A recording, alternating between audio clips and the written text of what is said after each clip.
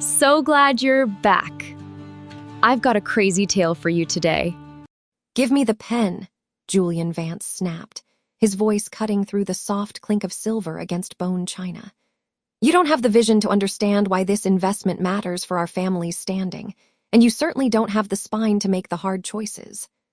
Elara Vance sat perfectly still at the long mahogany table, her fingers curled around the stem of a water glass. The condensation was biting and cold, a sharp contrast to the stifling heat of the dining room. Around them, the heavy scent of Julian's cloying oud cologne mingled with the aroma of truffle-oil-drizzled sea bass, a meal that likely cost more than her monthly rent. "Julian, darling, don't be so dramatic," Beatrice Vance murmured, not looking up from her plate. She adjusted the heavy diamond tennis bracelet on her wrist, the stones catching the light of the crystal chandelier. "Elara knows we only want what's best for the legacy. If the trust needs to be restructured to save the estate, then she should be happy to help." "It's not restructuring, Mother," Elara said, her voice low and steady. "It's a liquidation. You're asking me to sign over the last of the inheritance, Grandma, left specifically for my education and security. You've already burned through the rest of the Vance accounts." Julian let out a sharp, mocking laugh that echoed off the marble floors. He leaned back in his velvet-upholstered chair, checking his reflection in the polished surface of a silver serving tray. He looked every bit the high society titan he pretended to be, even if the silk of his suit was the only thing holding his crumbling reputation together. "Security," Julian sneered, his eyes narrowing with contempt. "You spend your days hunched over ledgers for that pathetic little construction firm downtown. You're a glorified clerk, Elara. You wouldn't know real security if it hit you in the face. I, on the other hand, am a Vance.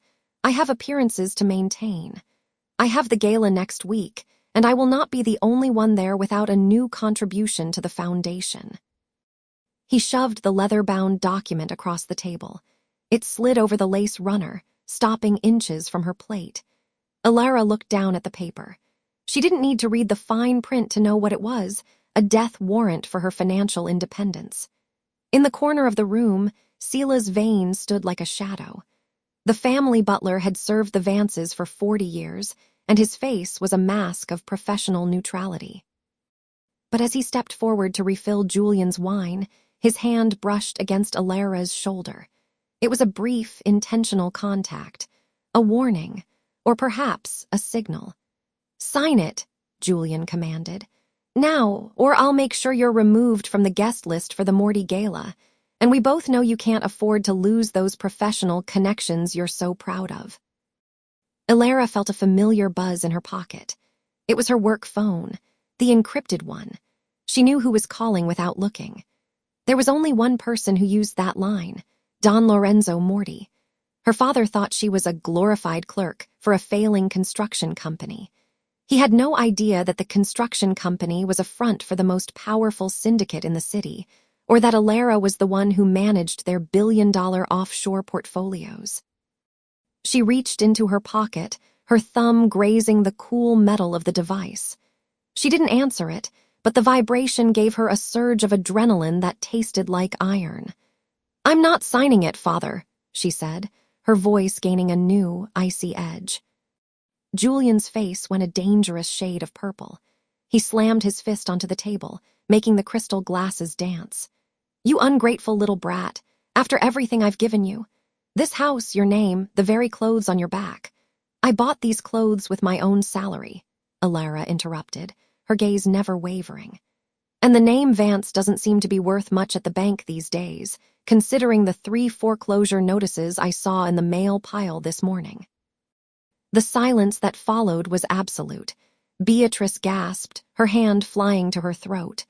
Julian's mouth opened and closed, his arrogance momentarily stunned into a vacuum. "You went through my mail," Julian hissed, his voice dropping to a terrifying whisper. "It was sitting on the foyer table, Julian. Sela's didn't even bother to hide it," Elara lied smoothly, glancing at the butler. Sela's didn't blink, but Elara saw the slight curve of his mouth. Julian grabbed the fountain pen from the table. It was a gold-plated Mont Blanc, an ostentatious tool for a man with nothing left to write but bad checks. "Fine," he spat. "If you won't do your duty to this family, I'll do it for you." Before Elara could move, Julian scrawled a jagged signature at the bottom of the document. He didn't sign his own name. He signed hers. He did it with a flourish, a smug grin returning to his face as he blew on the wet ink. "There," Julian said, tossing the pen aside. "Witness it, Silas. My daughter has officially authorized the transfer. The bank won't know the difference, and by the time they do, the investment will have paid off tenfold." Elara looked at the forged signature.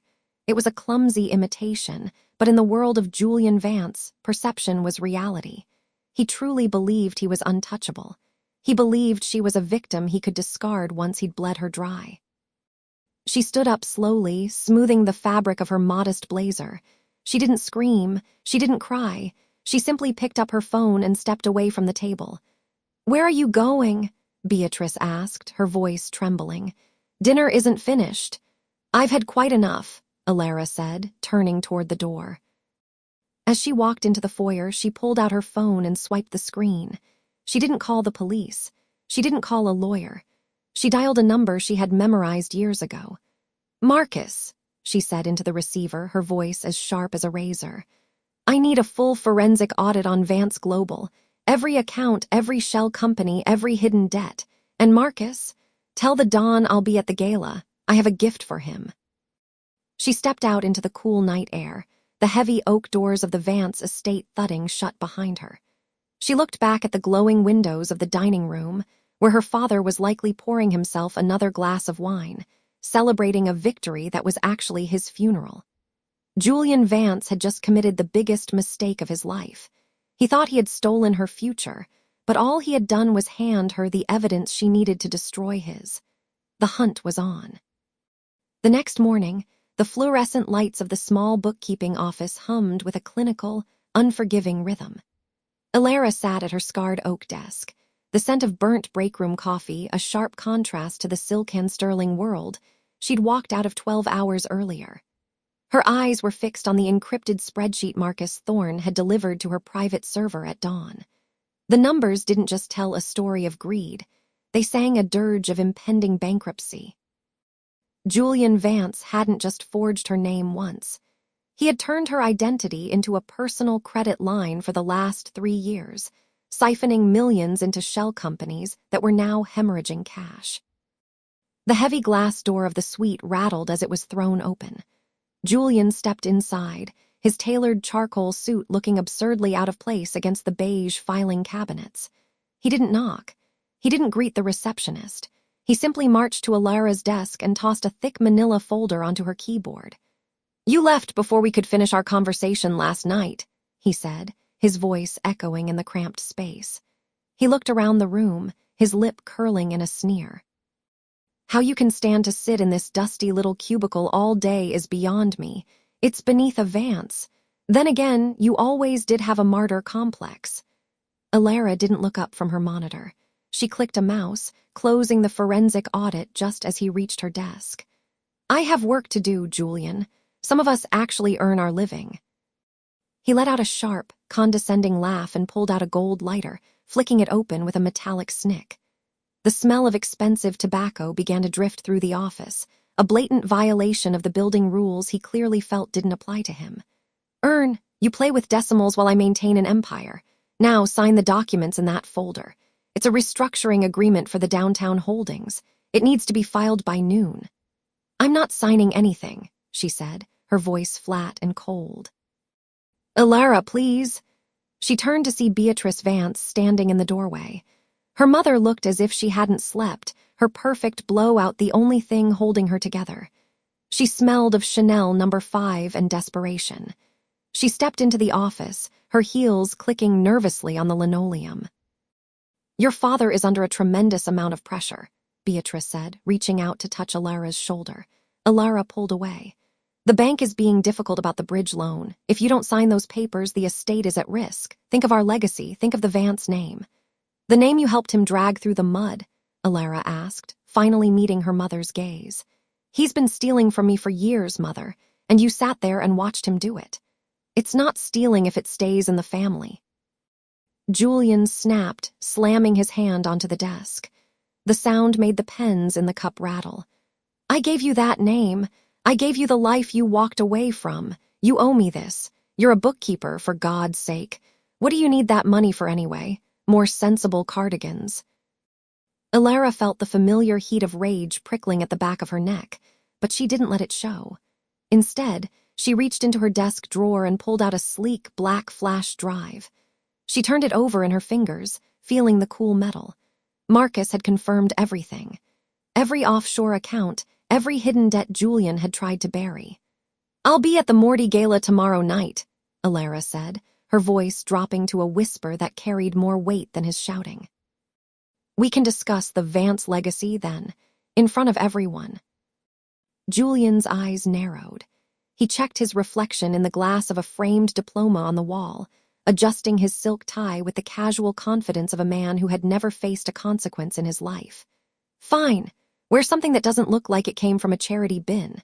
Don Lorenzo Morty has high standards, and I won't have you embarrassing me in front of the Don. We'll announce the restructuring there. He turned on his heel and walked out, Beatrice trailing behind him like a ghost.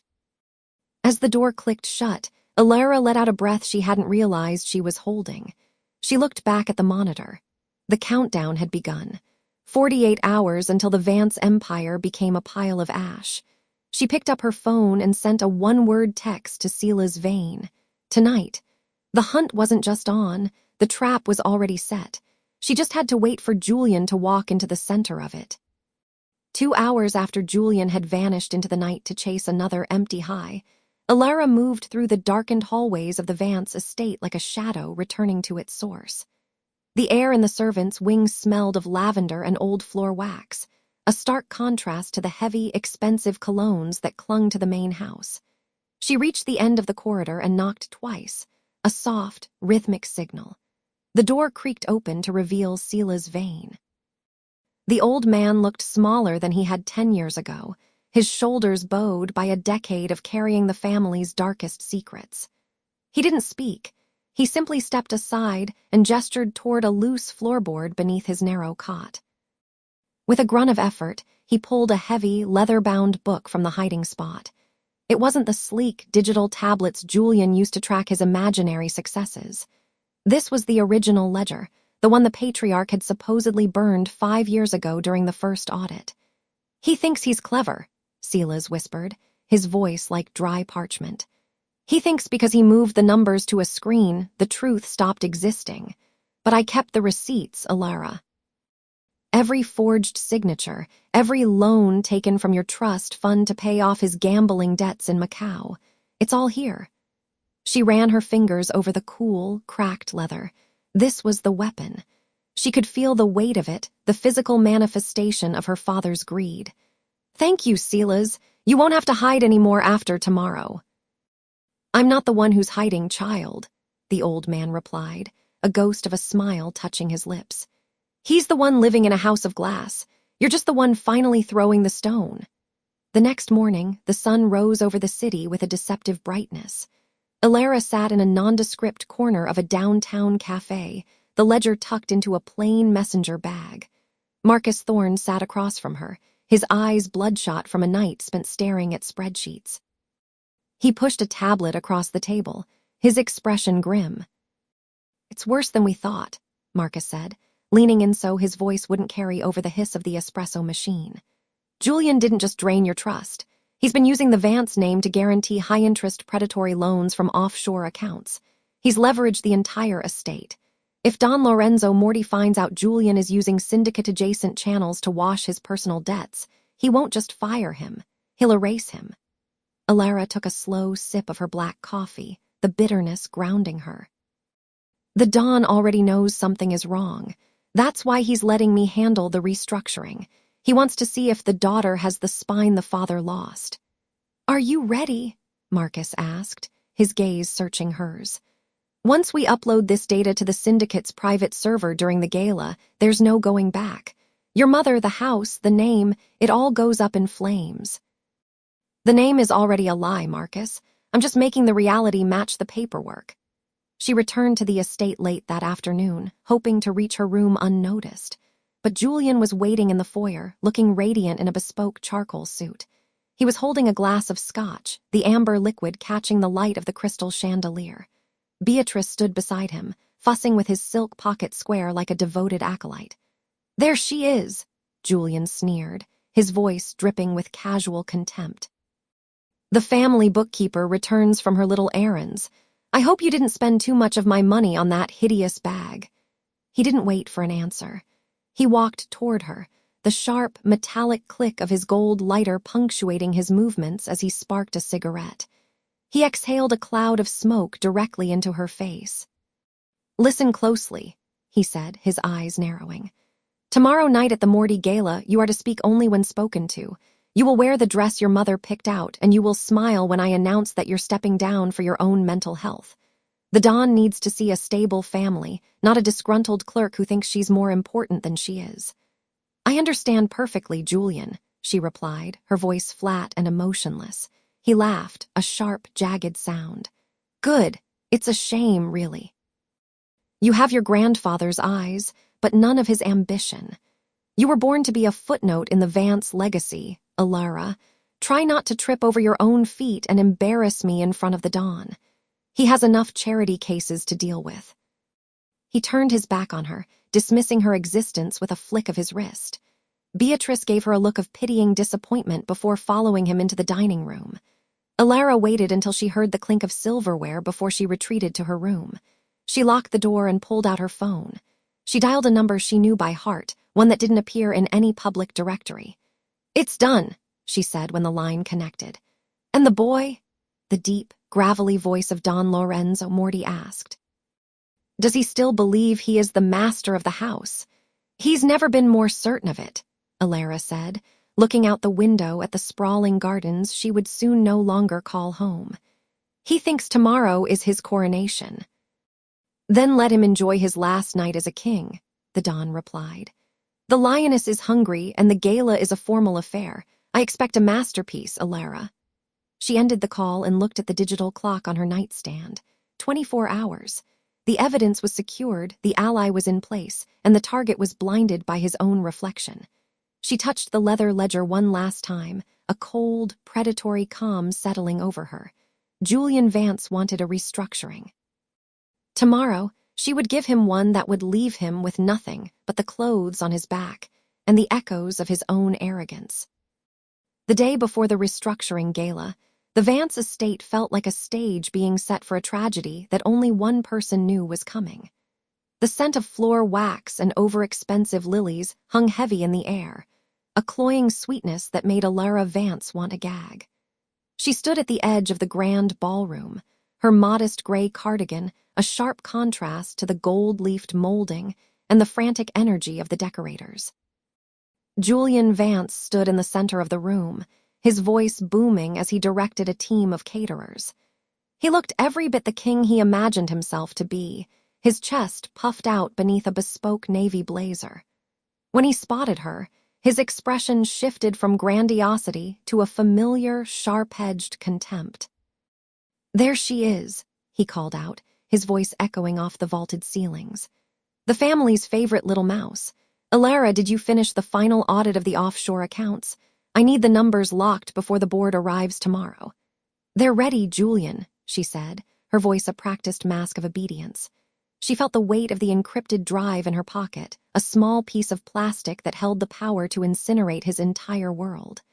"But I should warn you, the Morty interest in the restructuring is specific. If you move forward with the current plan, the liability shift will be permanent. There's no coming back from it." He let out a sharp, barking laugh that made the florist nearby flinch. "Liability? I'm the one building the empire, Elara. You just count the bricks. I didn't ask for a lecture on risk management from someone who still buys her shoes at a department store." He stepped closer, the smell of his expensive sandalwood cologne and arrogance washing over her. "You've always been too timid. That's why I'm the one standing under the chandeliers and you're the one lurking in the shadows." Across the room, Silas Vane paused his polishing of the silver tea service. The old butler's eyes met Elara's for a fleeting second. He had seen the way Julian's hands shook when he thought no one was looking, and he had seen the cold, predatory stillness that had settled over Elara in the last 24 hours. Silas didn't say a word, but the slight, knowing nod he gave her was the only validation she needed.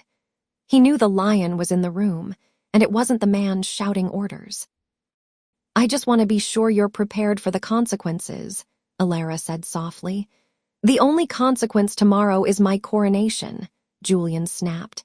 He turned back to the caterers, dismissing her with a flick of his wrist. "Now, go find your mother. She's in the solarium having a crisis over the seating chart. Try to be useful for once." Elara turned and walked toward the east wing. As she passed through the foyer, a tall, shadows and steel figure stepped out from behind a marble pillar. Marcus Thorne didn't need to speak. He simply handed her a leather-bound folder. Inside was the final forensic report, stamped and notarized. It was the smoking gun, the physical proof that Julian had not only forged her name, but had been embezzling from the Morty-backed pension fund for years. "Everything is in place," Marcus whispered, his voice as cold as the marble around them. "The Dawn's men will be stationed at every exit. The moment the presentation starts, the digital freeze goes live. He won't be able to move a cent." "And the witnesses?" Elara asked, her fingers tracing the edge of the folder. "The entire board, the press, and the Morty legal team. He's invited the very people who will pull the floor out from under him." She nodded, a slow, dark satisfaction blooming in her chest. She found Beatrice Vance in the solarium, surrounded by swatches of silk and half-empty glasses of champagne. Her mother looked up, her eyes glassy and desperate. "Oh, Elara, thank heavens," Beatrice sighed, not even looking at her daughter's face. "Julian says we must have the Thorne family at the head table, but they're so nouveau rich. Do you think anyone will notice if I tuck them near the kitchen? I think by tomorrow night, the seating chart will be the least of your worries, Mother," Elara said. Beatrice waved a hand dismissively. "You're always so dramatic, just like your father. Now help me with these place cards. And for heaven's sake, do something with your hair. We have a reputation to maintain." Elara looked out the window at the setting sun. The countdown had reached its final hours. Julian was upstairs now, likely practicing his speech in front of a mirror, admiring the man he thought had won. He had no idea that the house he was standing in had already been sold. The accounts had already been emptied, and the woman he treated like a servant was holding the match that would light the fuse. "Sleep well, Julian," she whispered to the empty hallway as she walked toward her room. "It's the last night you'll ever spend in a bed you don't have to pay for." The evening of the heritage auction arrived with a calculated elegance that masked the rot beneath the Vance estate. Crystal chandeliers, polished to a blinding sheen, cast fractured light across the ballroom, where the city's elite gathered like vultures in silk and wool. The scent of expensive lilies and floor wax hung heavy in the air, mingling with the sharp, metallic tang of chilled champagne. Julian Vance stood at the center of the room, the undisputed son of his own small solar system. He wore a tuxedo that cost more than Elara's annual salary, a garment purchased with a credit line that technically no longer existed. He held a crystal flute, his laughter ringing out with the practiced resonance of a man who believed he was untouchable. "It's all about the preservation of history," he told a circle of rapt investors, his voice dripping with performative gravitas. "The Vance legacy isn't just about wealth, it's about the stewardship of excellence. My daughter, though," he paused, his gaze sliding toward Elara as she entered the room. "Well, she handles the ledgers. Someone has to do the dull work while I maintain the vision." The circle chuckled, a collective sound of polite dismissal. Elara felt the familiar sting of his public condescension, but today it didn't burn. It felt like fuel. She was dressed in a floor-length gown of midnight navy, simple, architectural, and devoid of the ostentatious lace her mother had insisted upon. On her right hand, she wore a single, heavy signet ring that Marcus Thorne had delivered to her an hour before. It wasn't a Vance heirloom. It was the mark of the Moretti Syndicate, a subtle anchor of power that Julian was too arrogant to recognize. Beatrice Vance hurried over, her face a mask of frantic perfection. She adjusted Elara's collar with trembling fingers, the scent of her gardenia perfume cloying and thick. "There you are. Julian is about to start the opening remarks. Stand behind the velvet rope, dear. You know how you tend to clutter the photographs when you're too close to the principals." "I'll be exactly where I need to be, Mother," Elara said, her voice a calm, low vibration. Beatrice didn't listen. She was already scanning the room for Don Lorenzo Morty. "Where is he? Julian says the Don's endorsement tonight will solidify our standing for the next decade. Everything depends on this." Elara watched her mother flutter away, a woman so obsessed with the frame that she had ignored the fact that the canvas had been shredded years ago. Across the room, Sela's Vane moved through the crowd with a silver tray. The old butler's eyes met Elara's for a fleeting second. He gave a microscopic nod, the ghost of a smile touching his lips. He had spent 40 years watching Julian bleed the estate dry. Tonight, he was the one who had ensured the digital archives were queued and ready. A hush fell over the room as the heavy oak doors at the far end of the ballroom opened. Don Lorenzo Morty entered, flanked by two men whose presence made the socialites instinctively draw their elbows in. He didn't look like a mobster. He looked like a king returning to a rebellious province. Julian's face lit up with a predatory gleam. He practically marched across the marble floor, hand extended. "Don Lorenzo, an honor, truly. I trust you've seen the catalog. The Vance collection is unparalleled." The Don took Julian's hand, but his eyes were already searching the room. When they landed on Elara, he didn't look away. "I've seen enough to know exactly what is on the block tonight, Julian. It's a rare thing to see a man so willing to part with his heritage." "Only to build a greater one," Julian replied, oblivious to the ice in the older man's tone. He turned back to the room, clapping his hands to command attention. "Ladies and gentlemen, if you would please take your seats. We have a long night of history to celebrate." Elara felt her phone vibrate in the hidden pocket of her gown. She pulled it out, shielding the screen. A single message from Marcus Thorne: "The servers are bridged. The moment you trigger the presentation, the forensic trail will broadcast to every tablet in the room. The lion is out of the cage." She looked up to see Julian stepping onto the mahogany podium. He adjusted the microphone, the feedback a sharp, sudden chirp that made a few guests flinch. He looked out over the crowd, his chest puffed out, the very image of a patriarch at the height of his power. "Before we begin the bidding on the first lot, the 18th century Vance land grants, I want to say a few words about the importance of trust," Julian began, his voice booming. "In business, as in family, your name is your bond.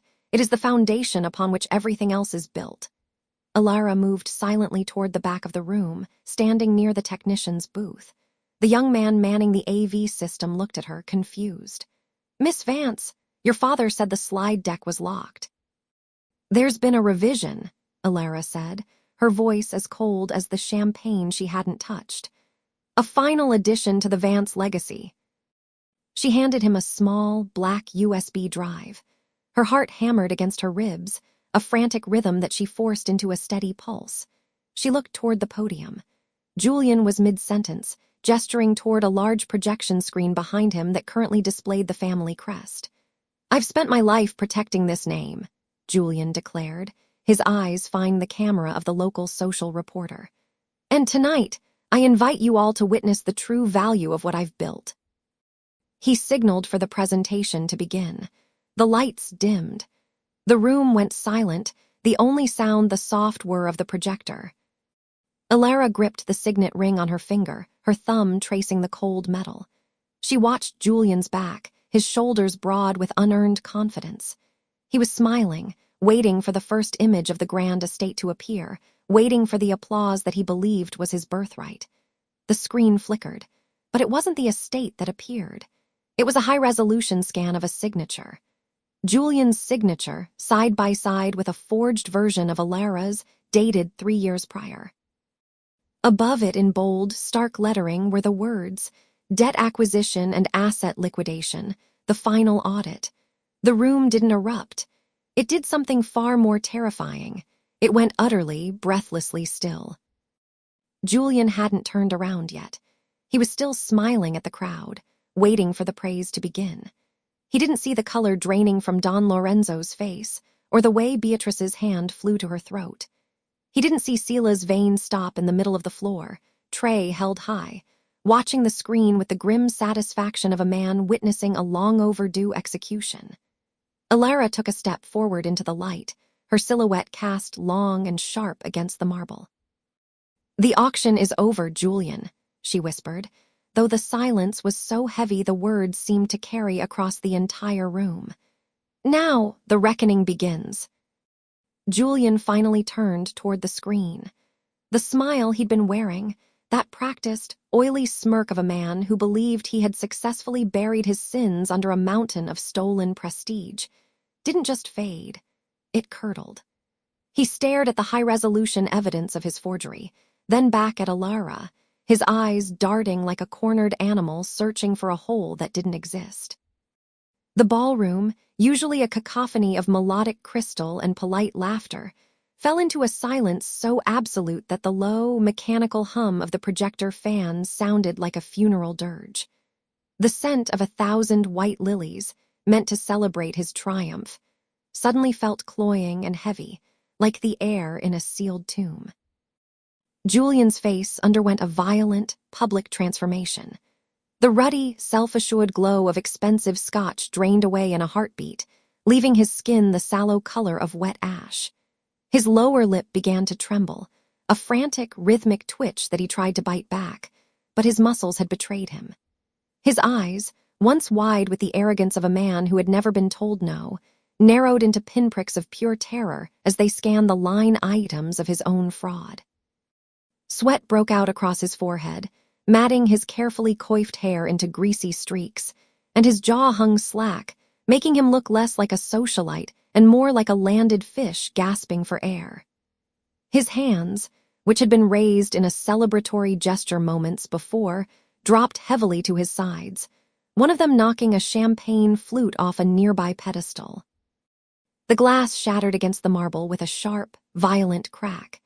Beatrice Vance let out a choked, jagged sound, her hand clutching the pearls at her throat so tightly the string looked ready to snap. She looked at her husband with a mixture of dawning horror and visceral disgust, her social mask finally crumbling into 1,000 jagged pieces. Beside her, Don Lorenzo Morty stood motionless, his dark eyes fixed on Julian with the lethal precision of a marksman. He didn't look surprised. He looked like a judge waiting for the bailiff to lead the condemned away.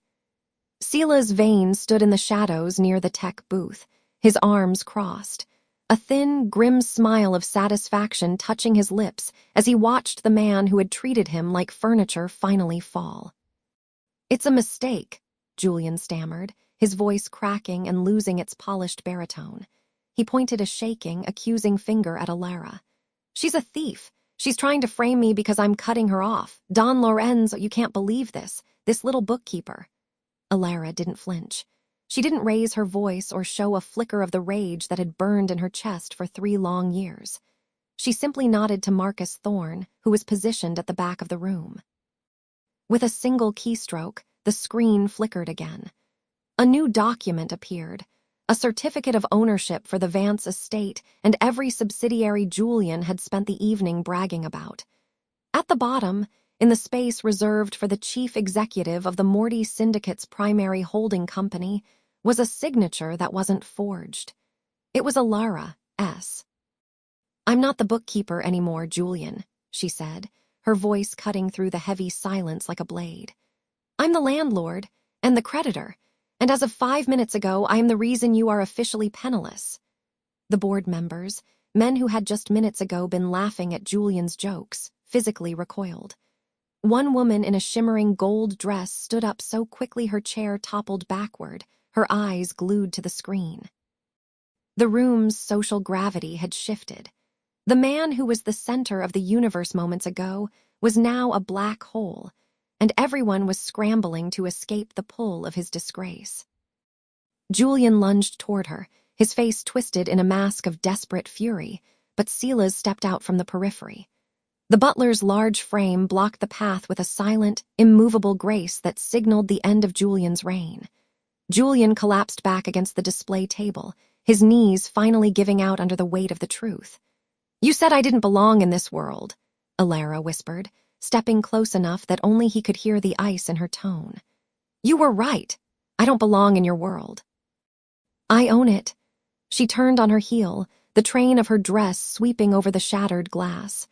She didn't look back at Beatrice's pleading eyes or Julian's pathetic, sobbing excuses. She walked out of the ballroom, her footsteps steady and echoing, leaving the wreckage of his life behind her. The ballroom doors had barely clicked shut behind Elara when the silence broke, replaced by a sound like a dam bursting. Julian remained slumped against the mahogany display table, his fingers twitching against the velvet cloth he had once commanded.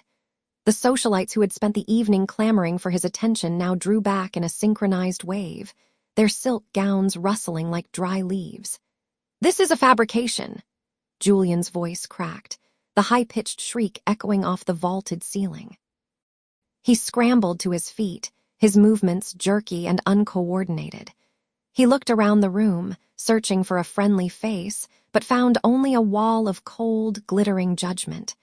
"She's a bookkeeper, a girl who plays with ledgers. You honestly believe she could orchestrate?" "I believe the signatures, Julian." Don Lorenzo Morty's voice wasn't loud, but it cut through the frantic defense like a blade. The older man stepped forward, the light catching the heavy gold signet ring on his hand, a symbol of the power Julian had tried so desperately to mimic. "And I believe the woman I personally appointed to oversee my interests." Julian's face didn't just pale, it seemed to physically dissolve. The arrogant lines around his mouth, carved by decades of looking down on others, slackened into a wet, trembling mess. His eyes, usually sharp with predatory greed, became glassy and unfocused, darting toward the exits like a trapped rat. A vein in his temple throbbed with a violent, rhythmic desperation, while a sickly, gray-green hue crept up his neck, clashing horribly with his designer tuxedo. He looked less like a man, and more like a discarded husk, the gravity of his own lies finally crushing the bones beneath his skin. Beside him, Beatrice looked as though she had been struck. She reached out a hand not to support her husband, but to steady herself against a chair. Her eyes were fixed on the shattered glass at Julian's feet, the crimson wine staining the white marble like an expanding bloodstain. "Julian," she whispered, the name sounding like a curse. "The offshore accounts, the Vance estate. You told me they were secure." "Shut up, Beatrice," he hissed, turning his venom on the only person left who couldn't fight back. He lunged toward her, his hand raised in a fit of impotent rage, but Sela's vein moved with a speed that belied his age. The butler's gloved hand caught Julian's wrist midair, a silent, immovable anchor. "I wouldn't," Sela said, his voice as dry as parchment. "The police are already at the gates, sir, and Marcus Thorne is currently finishing the digital transfer of the remaining Vance assets to the Morty Trust." The sound of heavy boots echoed from the foyer, a rhythmic thud that signaled the end of the masquerade. Julian tried to pull away from Sela's, but his knees gave out again. He sank to the floor, the metallic tang of blood filling the air where he had bitten his lip in his panic. Marcus Thorne stepped into the circle of light, holding a thick, leather-bound folder. He didn't look at the crowd. His eyes were fixed on the broken man on the floor. He opened the folder, the crisp snap of the paper sounding like a gunshot in the cavernous room. "For the record," Marcus said, his tone clinical and devoid of mercy, "the forgery of Elara Vance's name on the 2021 restructuring documents carries a minimum of 10 years. The embezzlement from the Morty Charitable Foundation, another 15. We have the digital trail, the physical drafts found in your study, and the testimony of 3 former associates." Julian looked up, his breath coming in shallow, ragged gasps. "I did it for the family, to keep us where we belong." "You did it because you were a parasite," Marcus countered, dropping a single document onto Julian's lap.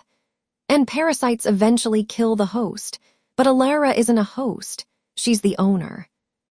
The guests began to move then, not toward Julian, but away from him. Mrs. Sterling, who had been laughing at Julian's jokes only an hour ago, gathered her skirts with a look of profound disgust as she stepped over a piece of shattered crystal near his hand. The bank president, who had been discussing a new partnership with Julian earlier that evening, turned his back and began a quiet, hurried conversation with his own security detail. Julian was a black hole, and the entire room was scrambling to escape his gravity. Beatrice took a stumbling step back, her face a mask of horrified realization. She looked at Sila's, then at the doors where Elara had disappeared, and finally at the man she had spent 20 years enabling. Without a word, she turned and walked toward the shadows of the hallway, leaving Julian alone in the center of the ballroom. "Wait!" Julian screamed, his voice breaking into a sob. "Beatrice, you can't leave me here." But the only response was the heavy, rhythmic tread of the officers entering the room. They moved with professional efficiency, ignoring the finery and the wealth, focusing only on the man cowering on the floor. Don Lorenz watched as the lead officer reached for his handcuffs. The Don leaned down, his shadow falling over Julian like a shroud. The scent of expensive tobacco and old power clung to him, a reminder of everything Julian had failed to become. "A word of advice for the transition, Julian," the Don said, his voice a low, terrifying rumble. "In the world you're going to, your name means nothing, and in the world you're leaving behind, it no longer exists." Julian's final scream was cut short as the steel ratcheted shut around his wrists. As they hauled him toward the exit, his designer shoes scuffed uselessly against the marble, leaving long, ugly streaks on the polished surface. Sila's Vane watched them go, then turned to Marcus. "The house!" "Foreclosed as of 5 minutes ago," Marcus replied, closing his folder with a final, satisfying click. Every stick of furniture, every bottle of wine, and every forged deed now belongs to the woman he called a servant. Sila's nodded slowly, his gaze drifting to the empty doorway where Elara had made her exit. "Then, I suppose it's time to prepare the mistress's new home." 6 months had passed since the marble halls of the Vance estate had echoed with the sound of handcuffs clicking shut. The autumn air was biting, carrying the scent of damp earth and wood smoke as Elara Vance stepped out of the black sedan. She didn't look like the quiet bookkeeper who had spent years flinching at the sound of raised voices.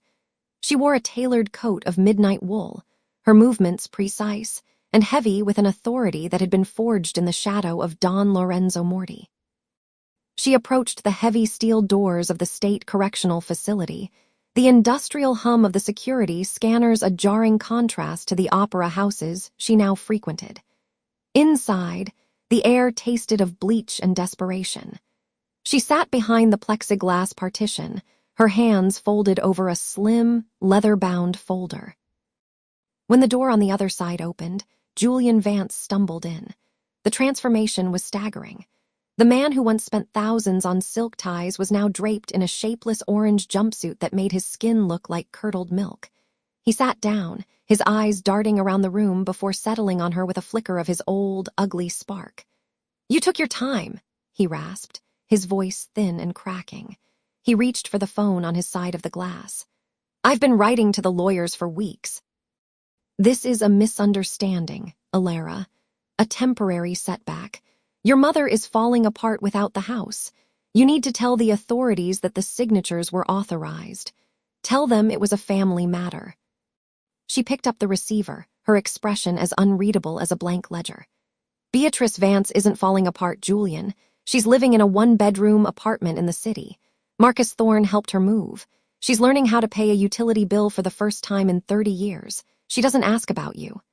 He slammed his hand against the glass, the sound echoing like a gunshot in the small room. A guard shifted toward them, but she didn't so much as blink.